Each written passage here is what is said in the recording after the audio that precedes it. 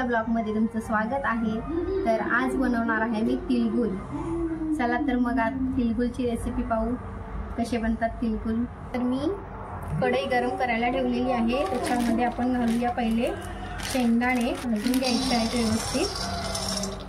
तर शेंगदाणे आपले फुल गॅसवर आपल्याला भाजायचे नाही आहेत, मीडियम गॅसवरतीच भाजायचे आहेत। तर फुल गॅसवर भाजल्याने आड कच्चे राहतात, आतमध्ये कच्चे आपले झालेले आहेत भाजून, पाहू शकताय। आता आपण शेंगदाणे काढून घेऊया।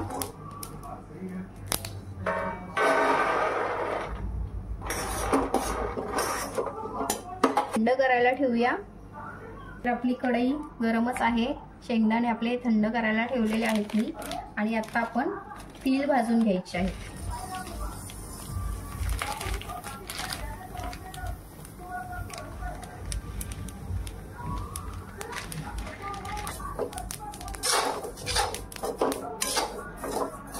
तर तीळ सुद्धा आपल्याला बारीक गॅसवरतीच भाजायचे आहेत। माझी कढई गरम आहे।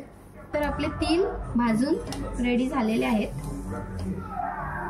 छान मेकअप झालेला आहे आपल्या तिळांचा सुद्धा।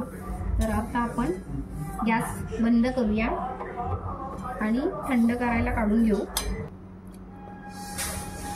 तेल सुद्धा थंड करून घेऊ, शेंगदाणे तेल, आणि मग पुढच्या रेसिपीला चालू करू। तर आपण आता हे शेंगदाणे छान असे सोलून झालेले आहेत, पाहू शकताय।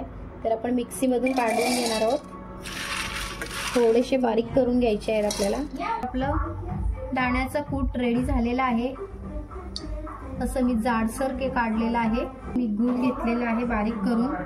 तर मी ह्या वाटीच्या मापाने घेणार आहे। तर तेल मी 2 चम्मच घातलेला आहे त्याच्यामध्ये, चिटकू नये म्हणून। तर आपण आता त्याच्यामध्ये गूळ घालूया। त्याच्यावर मध्ये अर्धी वाटी परत घालणार आहे, तर 1.5 वाटी गूळ घेतलेला आहे। आता आपण गूळ छान बारीक करून घ्यायचा आहे आपल्याला। तर आपला पाक रेडी झालेला आहे, छान असा रे पाक। आपल्याला जास्त पण पाक कडक करायचा नाहीये।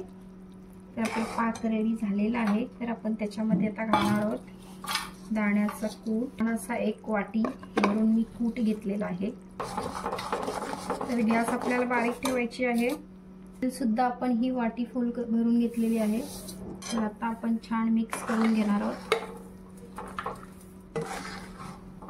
त्याच्यामध्ये घालणार आहोत इलायची पावडर। ही छान असा मिक्स करून झालेला आहे आणि शिजलेला सुद्धा आहे। तर म्हणायला काय हरकत नाही, आपलं रेडी झालेलं आहे पूर्ण। तर हे गरमचे गरम आपल्याला तिलगुल बांधायचे आहेत।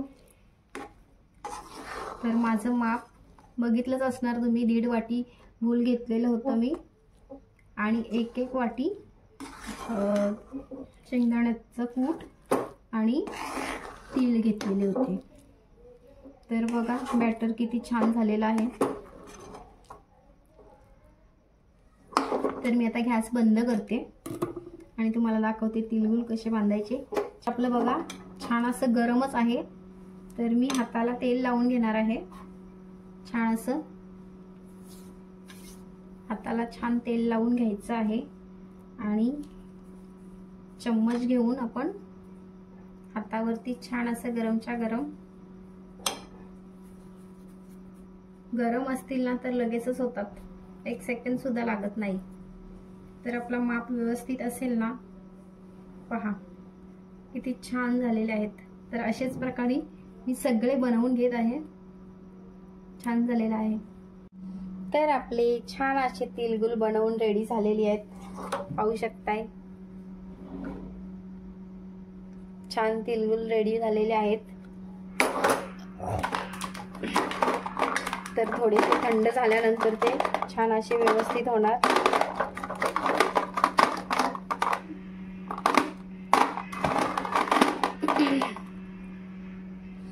तर माझी रेसिपी तिलगुलची आवडल्यास नक्कीच शेअर, लाईक, कमेंट नक्कीच करा। सबस्क्राईब करायला विसरू नका। Bye bye.